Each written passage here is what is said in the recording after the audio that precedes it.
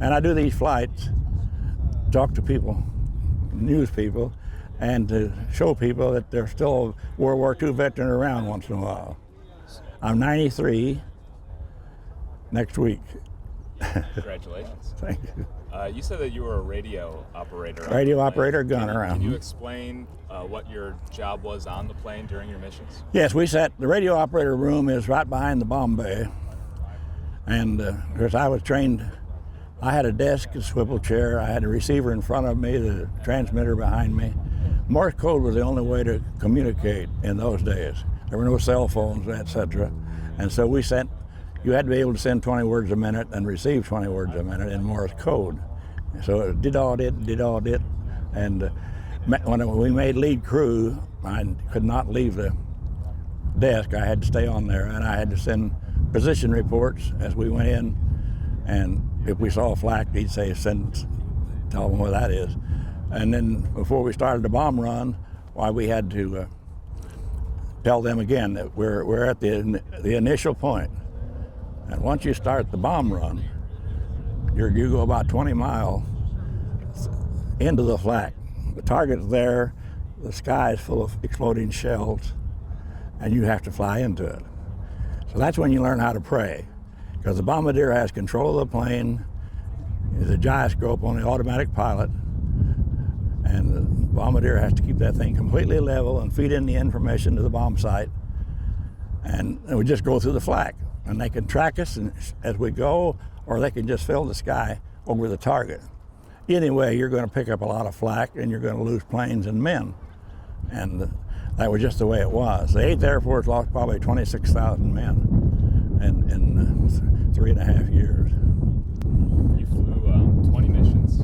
I did 20 missions before I was 20. Are there any that stick out in your mind that you... Well, we got hit by fighters twice. And of course that always teaches you how to pray a little harder, because first we were hit with a 109. He tried to crash into us. When you're flying a bomber, you fly in formation, and it's a high formation, 12 planes, a middle formation, 12 planes, and a low. So you're staggered, and you take up it's called a box formation, and you take up about a cubic mile of it, and fighters can't come through you. So that's the way we flew into it all the time.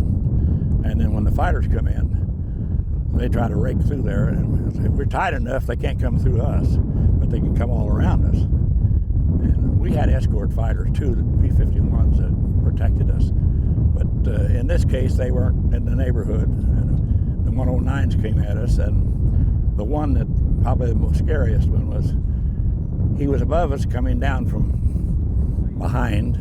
And I stood up in the radio room, and I could see we had this little dome right there on top, and the skylight. And here he was, and he was dead. Our gunners had killed him, but that plane was still coming right at us, the lead plane. And I could see his body hanging out there. There's a fellow written a whole book about that one incident. He didn't crash into our plane, but he crashed into the one next to us.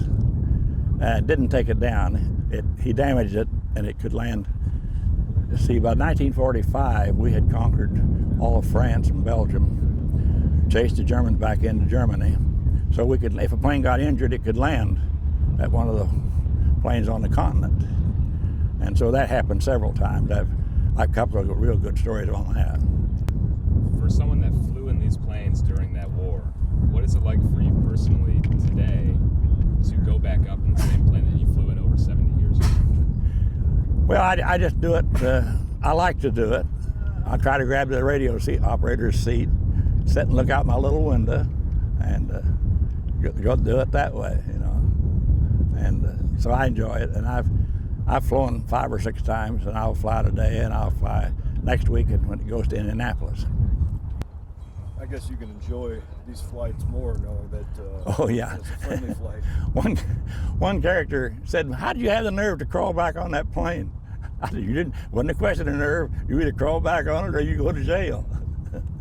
I mean, we were under extreme orders that we were going to fly and we were going to bomb, and we had a lot of men injured, and we'd come on the plane. That flak would just explode and about the size of your thumb and just come tearing through that aluminum plane. we wore a flak jacket, we wore an oxygen mask, we wore a steel helmet. The flak jacket was about 45 pounds of steel woven into cloth, covered with cloth. So you put it on front and back. And then you had your steel helmet with ear flaps. And then you had an intercom. You had to have oxygen. A lot of people died from lack of oxygen. If the oxygen mask would freeze, so you had to keep squeezing it, the moisture would freeze. And 40 below zero, so we wore an electric suit under all of our heavy, over our underwear and under all that heavy suit. We looked like the Pillsbury Doughboy when we got on that plane. And you didn't move a lot because the last thing you put on was your Mae West life jacket, not inflated. And then you put your harness on, and then you had a harness parachute and a pack that you could clip on here. And so you were carrying around quite a bit of weight, and you had to go through that little door and crawl back to your seat. And when you got set there, you're pretty well satisfied that's where you wanted to stay. Unless somebody had oxygen problems, or when our waist gunner got hurt, I had to get up and go back, even though we were lead crew, but there was no question you had to go give him some morphine.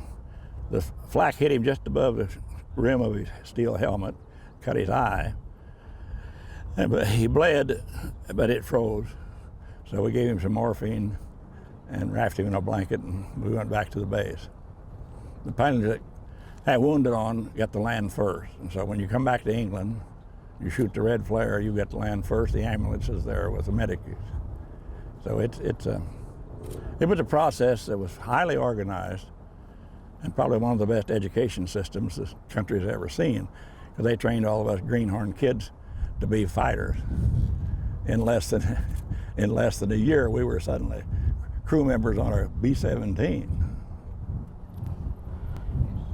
Today will be a walk in the park for you. Yeah, oh yeah, this is a walk in the park.